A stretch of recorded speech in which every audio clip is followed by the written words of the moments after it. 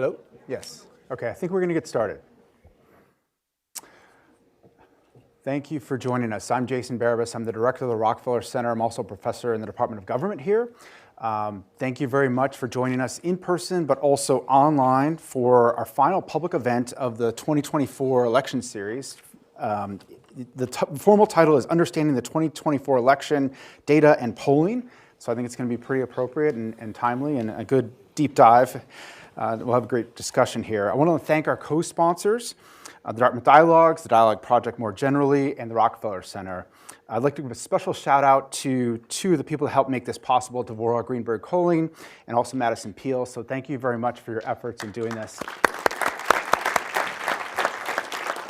As well as the Rockefeller Center staff more generally. It is a real team effort, and there's a lot of people to help make this particular evening and the whole series possible as well. So it's been a great term in so many different ways. Let me also acknowledge members of the President's Leadership Council who are here in attendance with us, as well as the Rockefeller Center Board of Visitors. I see several of those folks who are in town ahead of our board meeting later this week, tomorrow and the next day. Please let me advise you there'll be plenty of opportunities for question and answers. We will ask the in-person attendees to wait for the microphones that are going to be circling around, and they can ask their questions on the microphone so that the virtual audience can hear what was being asked. Please also, if you can, state your name, and if you are a graduate of Dartmouth, feel free to throw out your class here too. That would be great. So we have two great panelists to join me here, and I'm going to start with my colleague in the government department, Professor Mia Costa. She's a professor of government in the quantitative program in social science at Dartmouth College. She has a PhD from the University of Massachusetts at Amherst, and where she studied American politics and political methodology. Her broader substantive interests are on political representation, elite behavior, public opinion, the politics of race and gender. All of those are going to be really important, I would imagine, for later tonight. And she's a methodologist, in particular using experimental methods. Her research has been published in many top-tier journals, and these are big journals, so I read them and push my students to read them as well. So the American Journal of Political Science, the British Journal of Political Science, Political Behavior, Politics and Gender, Political Research Quarterly, and many others. She's also written and spoken about American politics in popular news outlets, such as the Washington Post, New York Times, Time, and Vermont Public Radio. So Mia and I will co-moderate this session, and then we will put it up for questions and answers. So please be thinking about the questions that you have while we get going. But let me, not waste any other time and introduce our main speaker tonight, a person who's returning to Dartmouth. So Harry Enten is a member of the class of 2011. He's a senior data political reporter and the host of CNN's Margins of Errors podcast, where he specializes in data-driven journalism. Enten was previously a senior writer and analyst at CNN Politics, covering politics with a focus on polling numbers and electoral trends. I'm sure a lot of you have seen him often on CNN. I really look forward to tuning into his broadcast. He appears on many different shows, so we might get into that later. There are many different ways that CNN is able to use his talents. Prior to joining CNN, as I said, he worked for politics writer, but he was also a senior political writer at 538, so that's another outlet that many people might be going to for polling numbers. He was known as the whiz kid at 538 for his sharp analysis of politics and polling data, and combining also with demographics and history. Prior to that, he worked at The Guardian, and even before that, when he was here in Hanover, he graduated from Dartmouth College and has a degree in government. So he's really, I know I've seen several of his professors here in the audience too, so I know he's making a lot of us very proud. I should also mention, and you can see, if you're up here, you would see a Buffalo Bills jacket and also his socks. You might be able to catch those. So he's a diehard Buffalo Bills fan. So perhaps some NFL football will be coming out too. So with that, I'd like to invite my two guests to the area here, and we'll get started.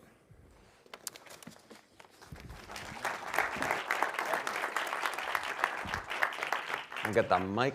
Oh, is the mic on? We are all. Wow. These are hot mics. These are hot mics. All right. No naughty stuff from me. Maybe a few curse words. It is more than a few. It's usually a family show, but you can feel free to. Right. It's cable, baby. Cable, yes, and you might need to use a few expletives here and there. Okay, so let me just get going.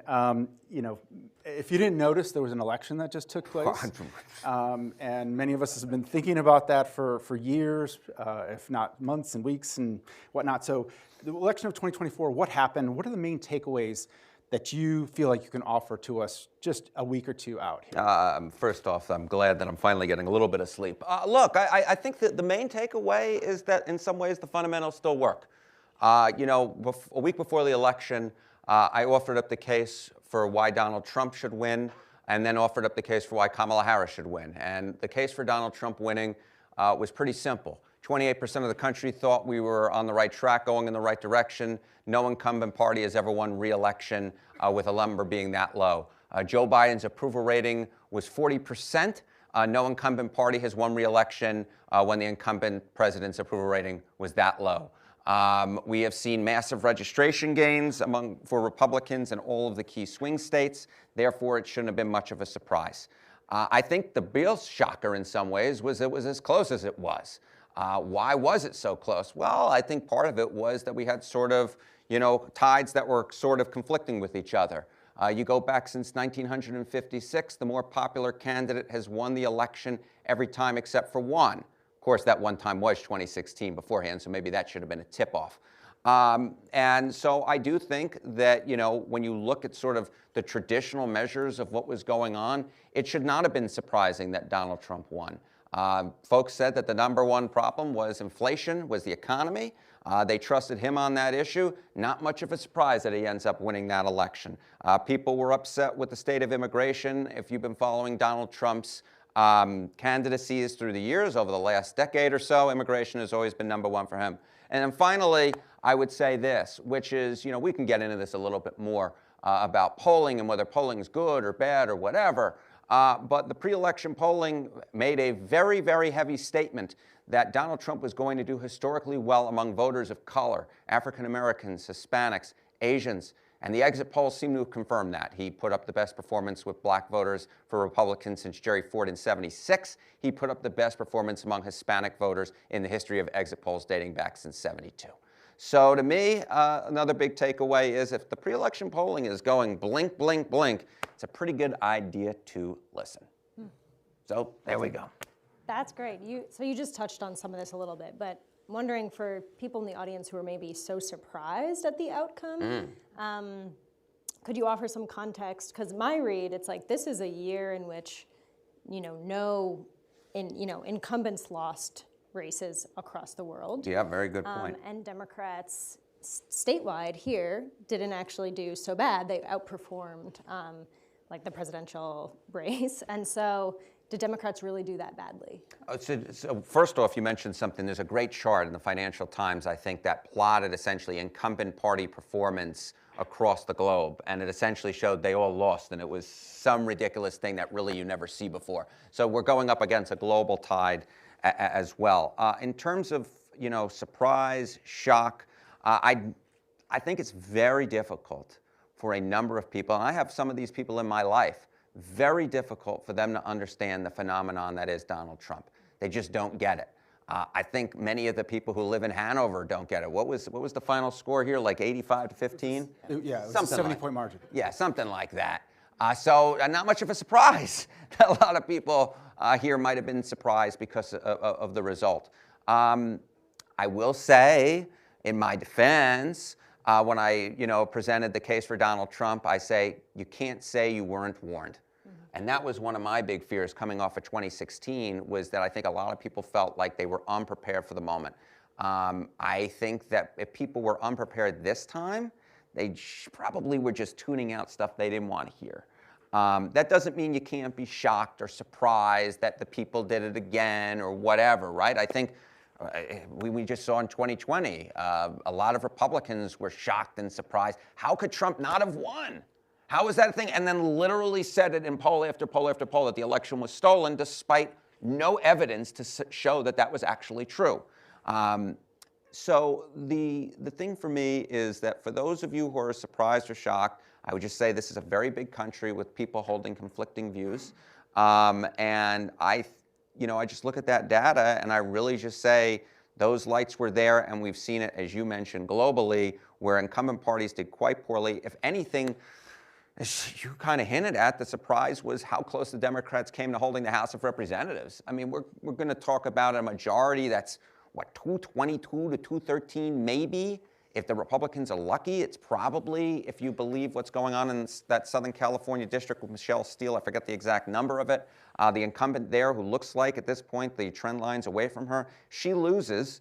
The Republicans will end up with winning 221 seats. That is the fewest seats that the majority party has won in a House election since there were 50 states in the Union. That's how close this election was. And you look in those swing Senate races, right? Michigan, Wisconsin, Arizona. Trump had some coattails, but they really weren't that long. And I think that's also a little bit surprising given how much more straight ticket voting has been happening in recent years as compared to prior. I mean, literally 3 opposition party candidates who won in the state, won in the United States Senate races. There was a combined 1 of that phenomenon in 2016 and 2020, and that was Susan Collins in Maine in 2020.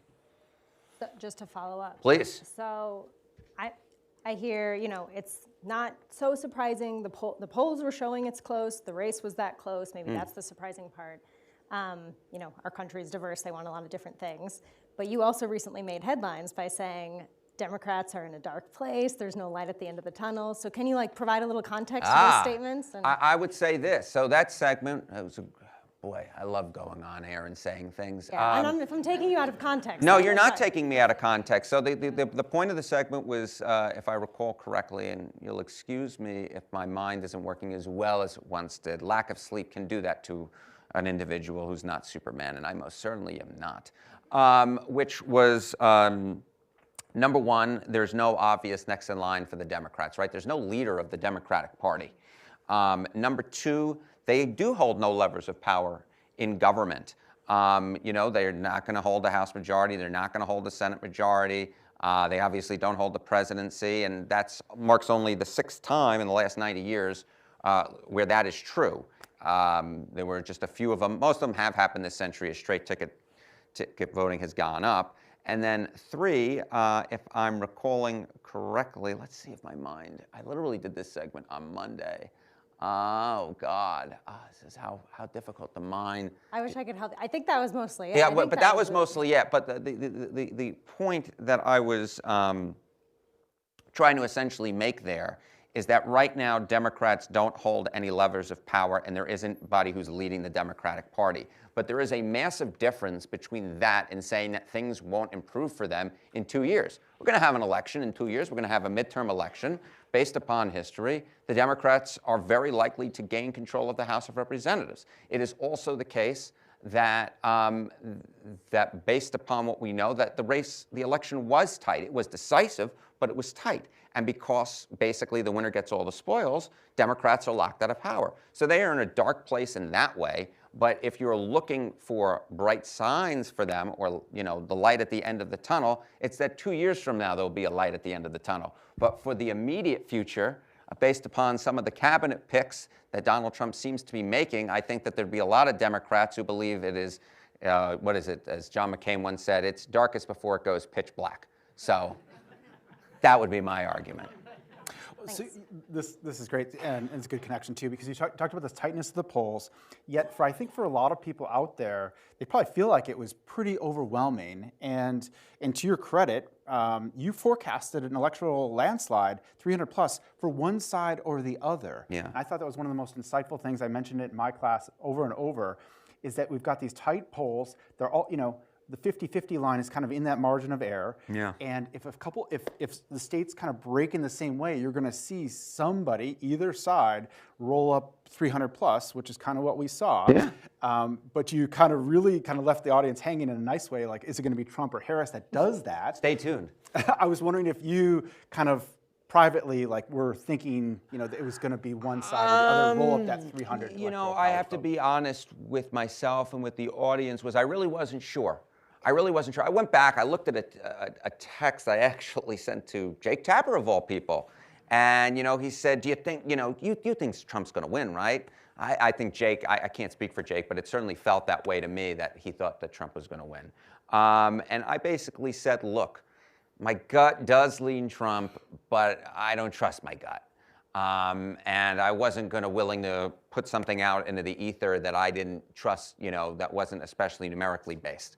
But I will say that, that's the fun thing of going on air. That's the fun thing of going in front of an audience. You go in front of an audience on Monday and say X. You can go in front of an audience on Tuesday and say Y.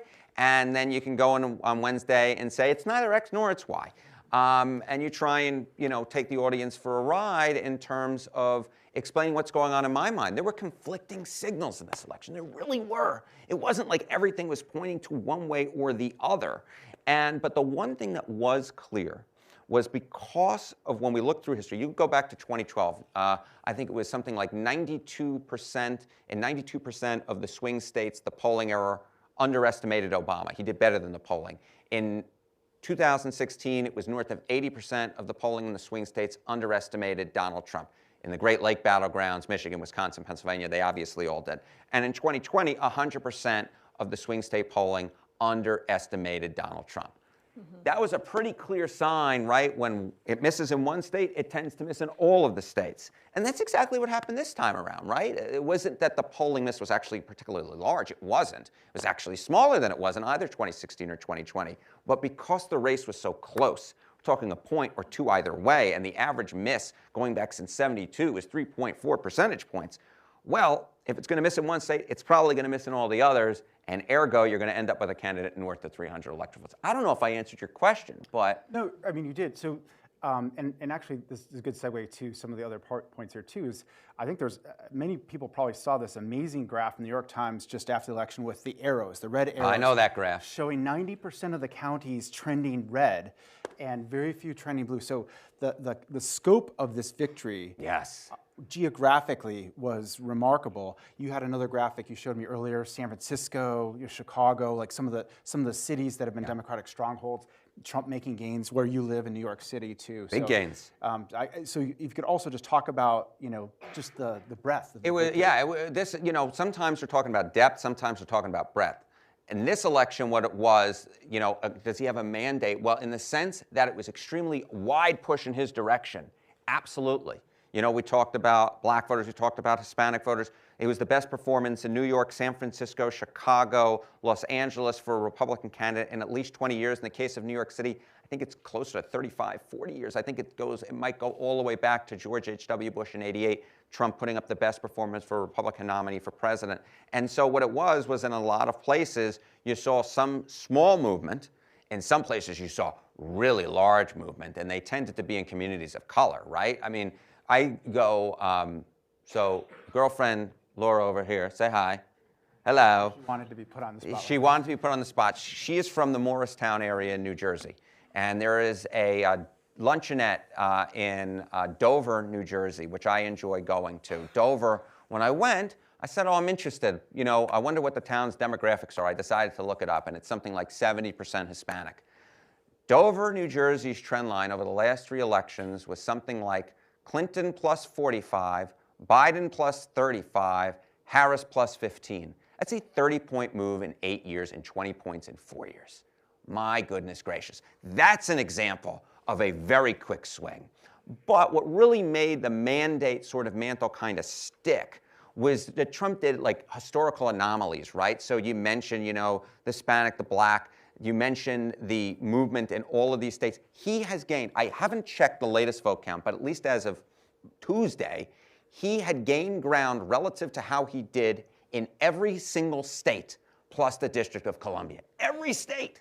And I look back, that's the first time that one party has gained ground compared to how they did 4 years ago in a presidential election, the first time since 1976 in Jimmy Carter, who obviously George McGovern just was, did horribly everywhere, where he lost every state but Massachusetts. So extremely wide, and just sort of that gives you an idea. And we mentioned, it's so funny how things can kind of go different ways. So we mentioned in one way the House of Representatives, right? It's going to be an extremely small majority by historical standards, right? 221 to 214, probably the most likely scenario at this point.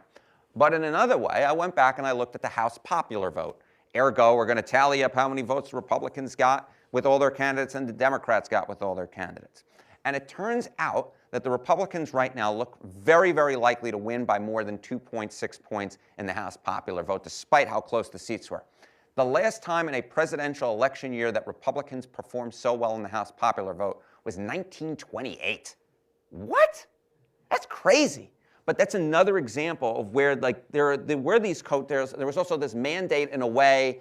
You look in some ways there wasn't a mandate. You look in other ways there was a mandate. And then I'll leave it to the politicians to figure out who has the mandate and who doesn't.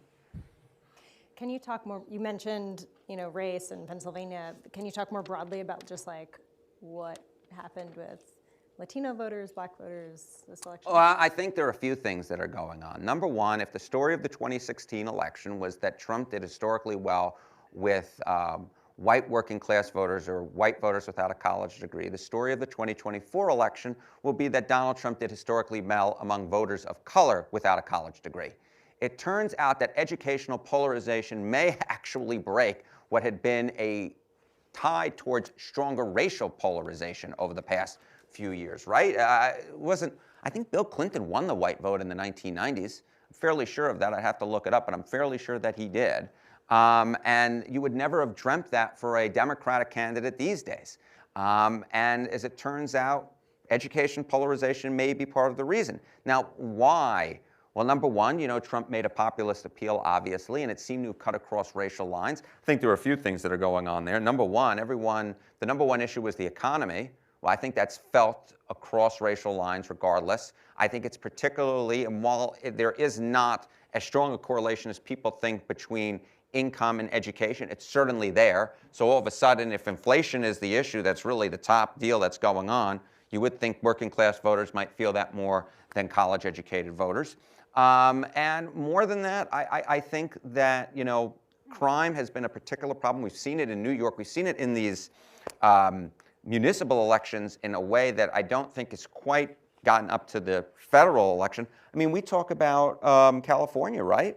Where Donald Trump, I think at this hour, is losing by like 20 points in California, something like that. I haven't checked the latest figures. That's still a 10-point improvement for him versus 4 years ago, basically.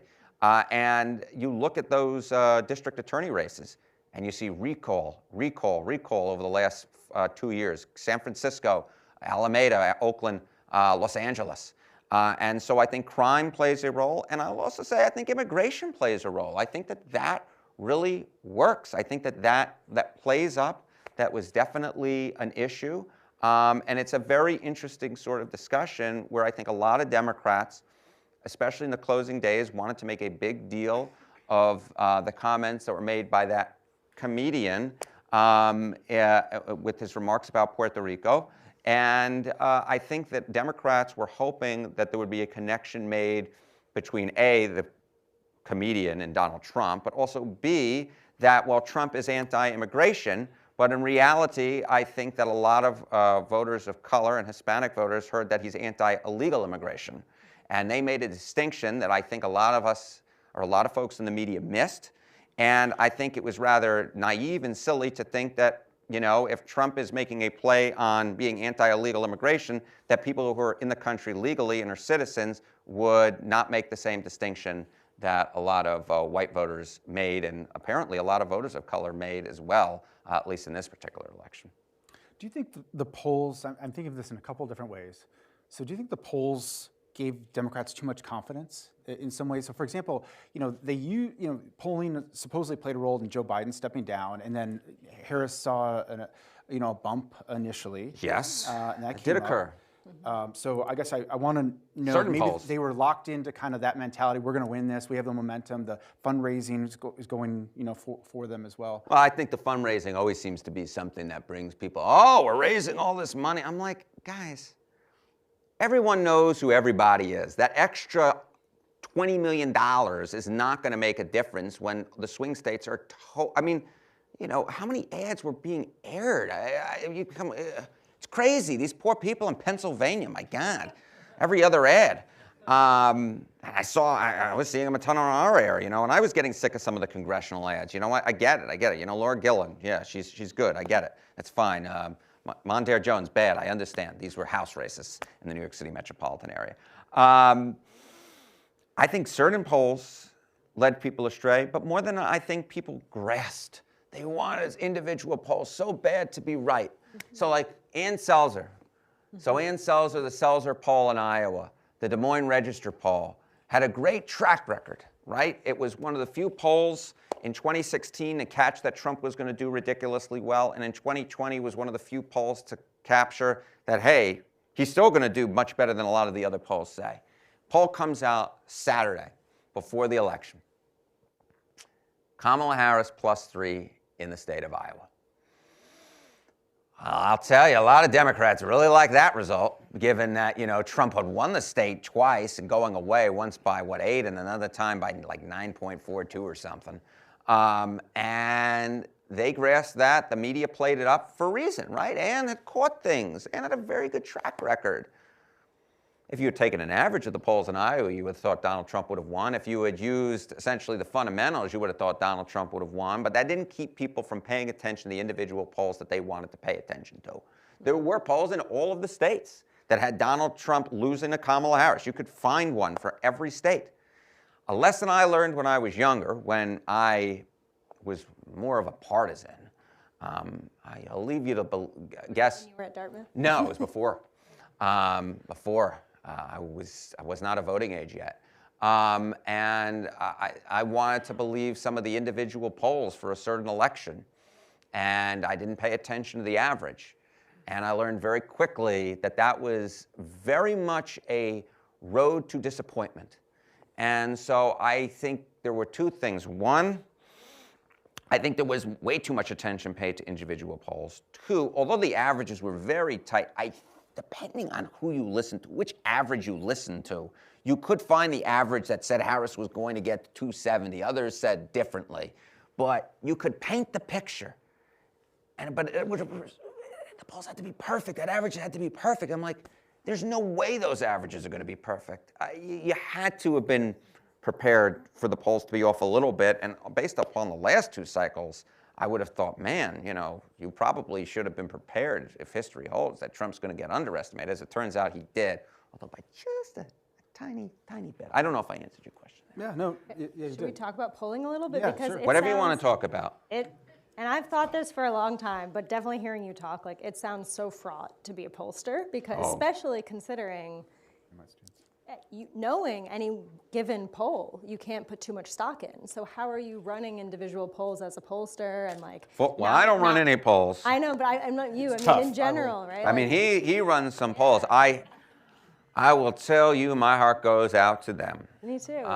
It's tough business. And, when you poll election, especially one that's going to be close, is much of the public is going to treat if you give a +1, they'll treat it the same way that they would treat a +8. Yep. That +1, oh, well, you said that person was going to win. Never mind the margin of error. Never mind the historical misses. It's really tough.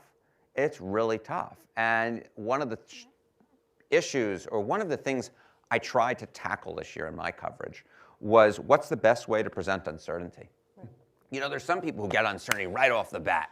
Oh, it's easy. Oh, well, 60% chance. Well, that means there's a 2 in 5 chance that person won't win. And 2 in 5 chances happen all the time. I mean, the greatest baseball hitter of all time, arguably, was Ted Williams. And when he hit two out of every 5 times, reached base safely 2 out of every 5 times with a hit, that was considered tremendous. So, 2 in 5 times happen all the time. And then there's some people who don't understand it at all. And you might as well be, putting some Egyptian hieroglyphics up there. And my whole thing was trying to figure out, okay, how do we do that?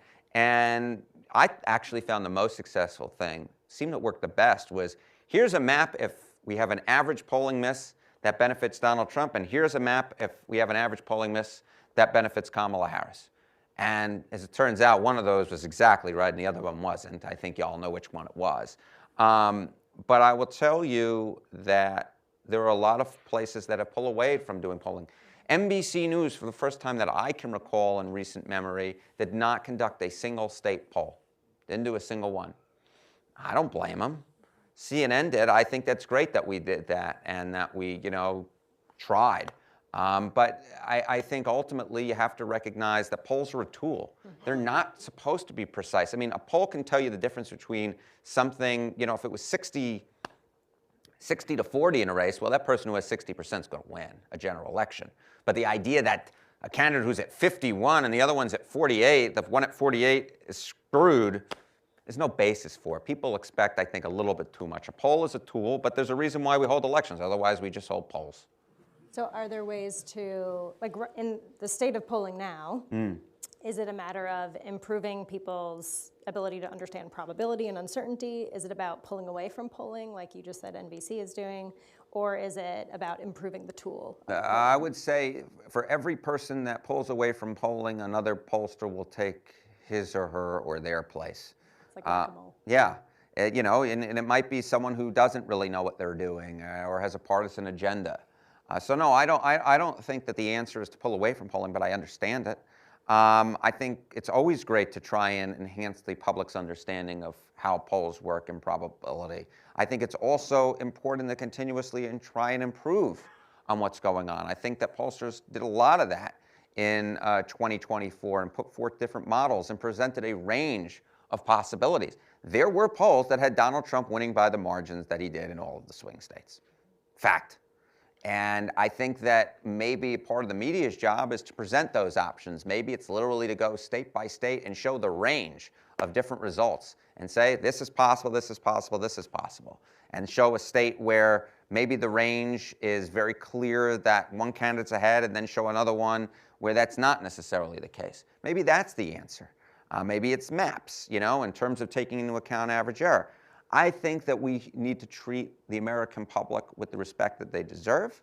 I don't think we need to teach them anything. I think that we need instead to explain ourselves and explain what polling is about.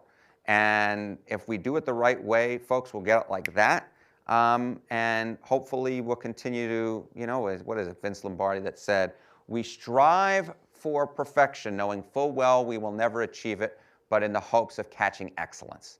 And I think that, in my opinion, I'll take good. Excellence might be a little bit far, but I'll take good if I'm trying to strive for perfection. We're going to turn it over to the audience just in here in a few moments, but I just want to take this one opportunity to think about possibly an alternative to polling. So you've heard about these predictive markets, right? They've got a lot of press.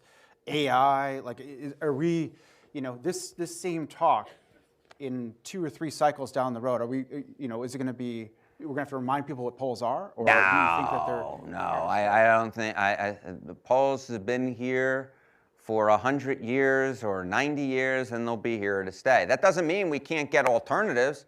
Welcome in. Try something new. I think the more things that are out there, the better, and let what should sink, and let what should rise, rise. I think the predictive markets absolutely have a place. 100%. I look at them. Doesn't mean that they're determinative. In 2022, the polls were better than the prediction markets. In 2024, it was the opposite. I think prediction markets, absolutely. There are some things you have prediction markets on, individual House races where you don't necessarily have good polling, primaries where you don't necessarily have good polling. They're a good gut check as well. I think gut checks are important. Does this make sense, what I'm seeing? The predictive markets didn't really move that much with the Iowa poll. I thought that that was important to note. So I think that there's a place for both. And, on AI, I'm not sure we're there yet in terms of things that are going on, but I say try everything. I'll do anything once. I told them throw me off a building for our July 4th coverage and see if, I could do like some bungee cord jumping or something like that. Great. Make a fool of myself for national TV. Whatever it takes. Try anything. Well, CNN is listening. They'll start to program this up. So with that, why don't we open it up for the audience to ask questions? There are going to be microphones going around. If you raise your hand, folks on either side will come down and give you some questions. We've got several over here. There's also one right back there. And I'll answer anything, to be honest. So be careful. Yeah, and please state your name, and if you're a Dartmouth alum, give a shout out for that too. I'm Michael Maloney. I'm a graduate student here in the Guarini School. I'm wondering what your thoughts are on the decline in turnout amongst the Democrats. Great question. Love it, Michael. Okay, let's talk about it. We had we had some mystery that was somebody's, where are the 14 million missing voters, or what was that, the 13 million? Somebody said something like that a few days ago. I was like, calmate, por favor. Let's wait for the votes to come in from California, okay? So what do we know about turnout, smaller turnout, et cetera? We talk about, we're going to end up with fewer voters who cast a ballot this time around nationwide than last time around. It's, I think, probably tracking towards 155 million people who voted this time around versus north of 158 million last time around, close to 159 million folks who voted in the presidential election. Not much of a surprise. We knew from the pre-election polling that fewer voters said they were certain to vote. Fewer folks said they were extremely enthusiastic about casting a ballot. So it kind of lined up. Now the question is, was it determinative? Well, here are some answers. Number one, Donald Trump, regardless, got more votes than he did 4 years ago. So that kind of, it's not just because Democratic turnout fell that Trump won the popular vote. Here's the nice fun twist on it, though. You look in the swing states. The trend in turnout doesn't hold as it does nationally. Ergo, the turnout in the swing states held, if not rose, a little bit. So no, I'm not of the belief that Democrats were cost by turnout. If anything, I would make the argument that they might have benefited, for example, among black voters.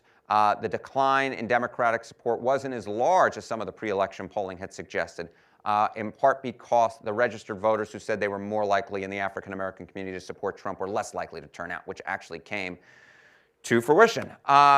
But no, I don't think that turnout was the ultimate do or die in this situation. And more than that, what I think is so interesting is because of the changing coalitions that we have, I'm not sure the Democrats would have benefited from a higher turnout. Sure, they might have benefited from certain voters turning out and certain voters not turning out. But no, I don't think that this election was won or lost on turnout. I think this election was won or lost because Kamala Harris, simply put, didn't do as well with independent leading voters or moderate voters than Joe Biden did 4 years ago.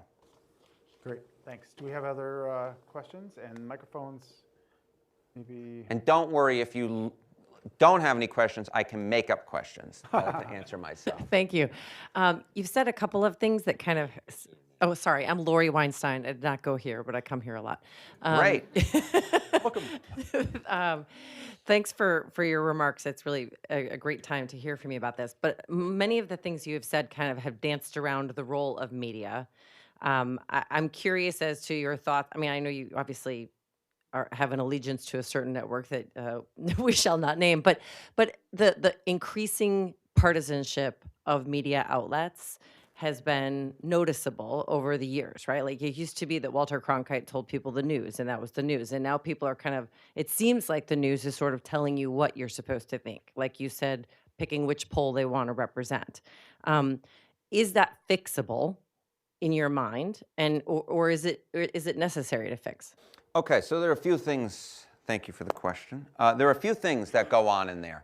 It's very funny you mentioned Walter Cronkite, and I always say that we actually have too many people who try to be Walter Cronkite. Walter Cronkite was his one and only entity. Obviously Walter Cronkite himself had views. Certainly on the Vietnam War, Walter Cronkite had views, and let them be well known. But I think in some ways that question and the implication ignores the fact that while Walter Cronkite and television, you had 3 major news broadcasts, reality 2 when Cronkite was most prominent, right? ABC was not really a thing at that point. Its newscast really wasn't a thing. It really probably didn't become a thing until Reisner and Walters, co-anchored, and then really it was when Peter Jennings took over in the 80s and took that broadcast to a whole new level. So you really only had 2. People were getting their news from newspapers as well.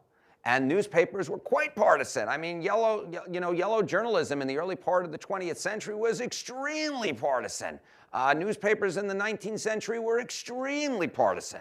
What we now are seeing is actually a return to what is actually the historical norm in some ways of extremely partisan news sources, usually not on television, although certainly there are some news outlets whose primetime lineups lean more left, and some or at least one prominent news outlets whose primetime lineup leans more right. But in reality, what we're talking about is streaming and podcasts and Joe Rogan and, what is it, Call Me Dad, Call Her Daddy? Call Me Daddy? the one that Kamala Harris appeared on. And you're seeing that across the board, right? And Trump went on some of those podcasts, and Harris went on some of those podcasts. And then the question ultimately is it and I was having this great discussion with some students earlier, is it that people are seeking out the news outlets that reflect their views, or is it that the outlets are changing people's minds on certain issues? I believe it's probably much closer to the fact that people are seeking out the news outlets that reflect their views. I think that is absolutely the case. Now, that doesn't mean there aren't issues that really are, I think back to the fact, if I recall correctly, Jerry Brown ran in '92 on a flat tax, which is kind of nuts. If you remember, Jerry Brown was running to Bill Clinton's left in the '92 primary, but at that point, the flat tax wasn't actually an ideological thing. It hadn't become one yet. And I do think on issues in which there's no ideological prior to ground people in, I do think that the outlets they listen to can shape their views. But when it comes to sort of the greater picture, right, of whether or not the news outlets are changing people's minds, whether it's something we're about, yes, I think it is, because I think it's important that we all have common culture. But no, I don't think it's worrisome from the fact of, if we had had the regular news outlets that we had, and this was more like the 2016 media diet, I still think Donald Trump would have won. I don't think that things would have, but I do think that in terms of getting across certain messages, God forbid we have another public health crisis, I think it's very important that we have, folks who have a real understanding of what's going on and not some cranks telling us what's going on. Now, in terms of fixing it, I mean, look, I think things are going to sink or rise or whatever, based upon whether they're good or not, or whether or not there's an audience. And all I can say is come up with original thinking, come up with smart thinking, and present it in interesting ways. That's always what I'm working on. I'm always trying to recognize and find ways to reach the audience in different fashions, and recognizing that we're no longer in a media environment in which just because I say something on CNN, it means that it's going to go. I realize that I want to get pickup in social media and get pickup from other websites, because that's the way that a lot of folks are actually going to end up seeing me. Other questions? We have some student questions over here too.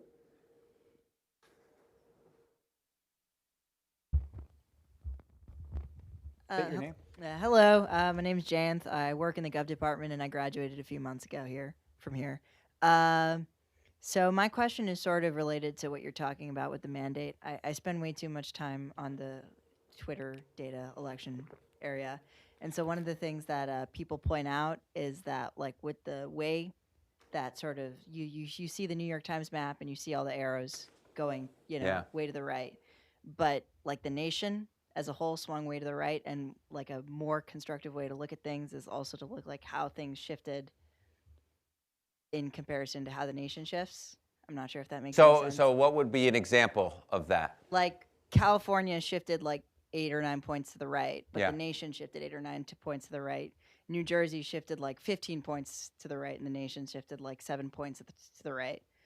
So yeah, I think I understand exactly. So essentially, there's an old website, U.S. Election Atlas. I don't know how many of you are familiar with it, but it's basic. Yeah, it's so old that Republicans are represented by blue and Democrats are represented by red. And Colors. yeah. And it's actually funny. I think the first election in which all of the television networks, although people cite 2000, I think 96 was actually the first one in which all the major networks had the Democrats in blue and Republicans in red. But 92, I think, for example, NBC had Republicans in blue and Democrats in red. They have a very fun tool, which is essentially there's a swing map and a trend map. And the swing map is exactly, all the states would be on U.S. Election Atlas blue, but in reality, for the rest of the universe, they'd be red.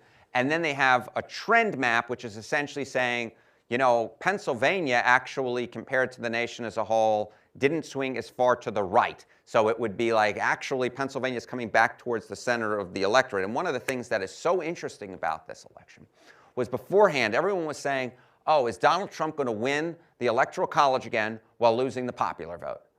One of the segments where I did actually say something smart, it was one of them, was I said Donald Trump has a real chance of winning the popular vote. And as it turns out, he did. But more what's interesting that turns out is that the gap between what the Electoral College was showing, and the most important, that is the tipping point state, the state that puts someone over the top in the Electoral College, gets them over 270 electoral votes. Pennsylvania was decided by 2 points. The popular vote for this election is going to be, what, 1.5, 1.4? Very small, very small. That's less than a point gap. If you go back 4 years ago, the gap was over 3 points.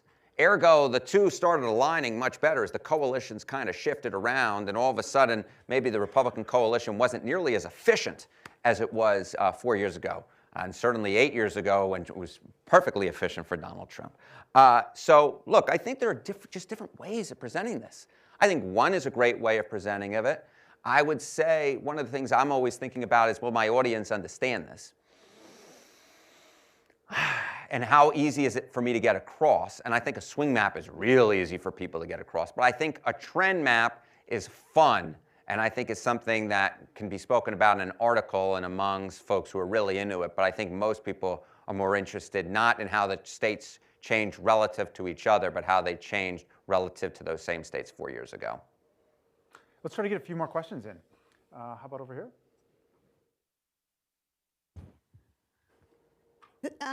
Ellie Laughlin, class of '89. I think the thing that's been most surprising to me this week is post-election how surprised people actually are by some of the things that Donald Trump is doing that are exactly what he said he was going to do. So I wonder if you had any sense ahead of time that people might be voting mostly for the economy and not really believing that he was gonna. I mean, I was surprised by Matt Gaetz. I'm gonna. That was so I had a The new Attorney General nominee. I had somebody text me yesterday saying "OMG," to which I responded, "Which one?"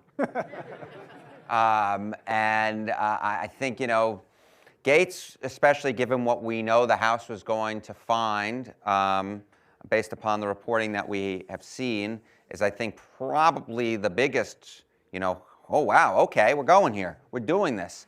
You know, RFK obviously, if I read my reporting today correctly, you know, was nominated for HHS secretary, and I am not surprised by that. I do think that most people who were voting were not voting for RFK Jr. to be HHS secretary. And here's the thing. I recall after the 2004 election how devastated Democrats were. And that, in all honesty, was as big of a mandate as this election was. Yes, Trump got a slightly higher total in the Electoral College, but Bush had more Senate seats. The House of Representatives majority was larger. So in some ways, that was even a bigger mandate. And Democrats are devastated. And within half a year, they were being competitive in an Ohio special election. And I believe it was Southwest Ohio. I think it was Jean, oh God, what was Jean's last name? And then she got redistricted out, and I think it was Paul Hackett, who is a war veteran for the Democrats, put up an extremely strong performance. And mandates have a funny way of slipping away. And I do wonder whether or not Trump recognizes that the more he puts forward these nomination choices, what he does is, one, he'll rally the Democrats. Two, he could divide his own party. Matt Gaetz is not exactly the most popular guy on Capitol Hill. All of a sudden, you're forcing one of three things to happen. One, you're forcing him to somehow get appointed in a recess vote, which Trump has obviously been floating, and that could get very interesting very quickly. Two, you're forcing the Republicans in the Senate to vote for him, and then making, you know, especially if they're then up for re-election, and 2 years from now when he's doing stuff that's interesting, forcing them to defend him. Or three, you're forcing them to vote against him, and all of a sudden, all this unity that you see among Republicans collapses overnight. And no, I don't think that a lot of people were thinking that Matt Gaetz was going to get nominated as Attorney General. No, I don't think that a lot of folks thought that Robert F. Kennedy Jr. would get nominated for HHS Secretary. I mean, I may be wrong, but I'm fairly sure somebody who was either part of certainly speaking on behalf of the Trump campaign, was literally on Caitlin Collins' show, my colleague Caitlin Collins' show, like 3 days before maybe it was 5 days, whatever it was, saying, oh, he'll never nominate him for HHS Secretary. Never. Boom, happened. So yeah, I do think there is, as there is for every party that thinks they have a mandate, there is definitely a chance of overreach. And remember, Donald Trump cannot run for re-election again unless something really interesting happens. Stay tuned. Election Series 2020. That's right. Unless something really interesting happens, and there is he could become a lame duck very quickly, in ways that I don't think we necessarily can fully appreciate in the room right now. Good. We have some other questions too. We'll switch over here and we'll come back over here.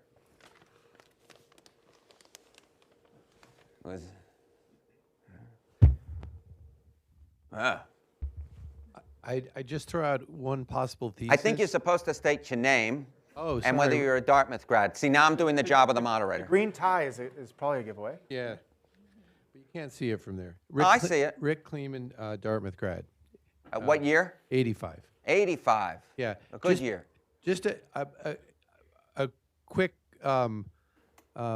hot take, which is maybe like Matt Gaetz is a straw man, and Sure. and maybe, you know, if you want Hegseth or Tulsi Gabbard or any of these other people who are aggressive but not clowns elected, you throw out a Matt Gaetz, you let that straw man die, and then everyone else looks more reasonable. Possible. Totally possible. And maybe it's you give Matt Gaetz a way out so he doesn't have that House investigation and say, I got nominated, and then they kill it, and blah, blah, blah, et cetera. Sure, it's possible that we're talking 4D chess right now. Absolutely possible. It's also possible that he is going to send that nomination up, and it's going to turn into some of the best confirmation hearings for a cabinet nominee since John Tower. So stay tuned. Keeps our lives interesting. We'll come back over here and then we'll go back over there. We've got a few more minutes. Hi, Nicola Mullen, 93 grad and parent of a 24. Why can we not get more centrist candidates get the nomination? Like, it seems we've become so polarized and such fairly extreme candidates. And like, do you think it's possible to have more moderate and centrist candidates in the future get the nomination, or is this the way of the future? We're just going to have extreme, probably liberal and extreme conservatives going at each other. And I mean, I remember growing up with discussions where people could float either way and vote cross-party, and that doesn't seem to happen anymore. So there are a few interesting points about that. One is, I guess, what's the definition of a centrist candidate, right? I can recall watching the debates in 2019, the Democratic debate, and they asked the candidates, do you believe that crossing the border, what was the line, illegally should be a crime, I think it was? It was something like that. And all these Democrats' hands, I might be missed, but it's the general idea. All these Democrats' hands go up, and Biden looks around and goes, what the hell is going on here? And Biden got the nomination, and therefore was able to beat Donald Trump. Part of the reason that he was able to beat Donald Trump was they were not able to paint him nearly as left. Now, what about Donald Trump? Well, the Trump polling on this is so fascinating. I find it fascinating. I find a lot of things fascinating. The world consistently surprises me, which makes it fun to get up in the morning. There are other reasons to get up, but surprises are a fun reason to get up. And you ask folks, is Donald Trump extreme? Yes. Is Donald Trump conservative? Actually, fewer people thought that Donald Trump was conservative than Kamala Harris was liberal. And in 2016, in fact, he was rated as before the election, as the least conservative Republican nominee for president since Jerry Ford in '76, I think it was. It was some nugget like that. Because some things don't fit neatly onto an ideological scale, especially a one ideological scale. I will say this. I don't know, yes is the answer. We can nominate more centrist candidates. I might also make the argument that we nominated more centrist candidates, but just not in the ways that we might think of them, right? For many of folks, what is a moderate? I think the DC, Acela, corridor definition of a moderate is someone who believes that abortion rights are great and gay marriage is great and that we should lower taxes on everybody. And that's one definition of a moderate. Another definition of a moderate might be that we should have no abortion rights, we should not have gay marriage, and that we should have higher taxes on everybody. Ergo, economic liberalism, at least in the opposite way that Adam Smith would say it, right, but the way in our politics, economic liberalism and social conservatism. And that was kind of what Trump sort of did. He was more a cultural conservative than a social conservative, although obviously he appointed the justices to the bench who ended Roe v. Wade. But I would make the argument that voters actually are a little bit more in the middle. The real question is, though, as we head into 2028, what is each party's nominee going to look like? I think that I don't know what the exact word here is, but the knives are certainly out for the left-wing part of the Democratic Party. I think that you got to, I'm going to be very interested to see how many times does Josh Shapiro show up in New Hampshire? How many times does Josh Shapiro show up in South Carolina, Nevada, et cetera? How many times does Wes Moore show up in these places? What about John Fetterman? Maybe we can get a nice Pennsylvania on Pennsylvania action. These are not what I would call far left-wing people. Now, there are going to be some real progressives, but the fact is, you look in 2020, Democrats turned away from Bernie Sanders even when he won, 2 of the first 3 contests. And so I will say, to sum it all up, we are definitely more divided along party lines. We definitely have more people who self-identify as liberal, more people who are conservatives within the Republican Party. That center, as we understood it in the 1970s, has definitely disappeared. But I don't think that the polarization is as bad as people think, at least ideologically. I think we have a lot more in common than we don't. But I will also say that it is far harder for the parties to agree than it ever is before. The voters are more in the center than I think than the parties are, and the parties themselves are changing their minds every 5 seconds, whether it be on certain issues like immigration, where Democrats are further to the left, Republicans are further to the right, or when it comes to gay marriage, in which the arc was very, very clear. Things are... We're almost at time. I think Professor Costa and I wanted to just ask one last question and have you kind of think about your time at Dartmouth. What was important? What propelled you? What do you remember from your time here? And what would you advise students? Especially thinking towards the younger generation now that's at Dartmouth as students, what might you say to them about your career trajectory and what sort of brought you to this place? A plane. No. I would say if you speak, is Dean still here? There he is. Hey, buddy. Professor Lacey, I'm sorry. I guess once you graduate, you can call him by their first name. I don't think I ever did when I was here. I think I was very respectful in emails, if I recall correctly. But, he could tell you I always, marched to the beat of my own drummer. I didn't, care what people thought about me. I took, the classes that I wanted to take. I was probably too much of a grade grubber. If I had it back, I'd probably take a few more courses in statistics than I did. I might take, a course, I don't even know, I wouldn't have taken literature. I hate literature, but I might have taken, books are boring, man.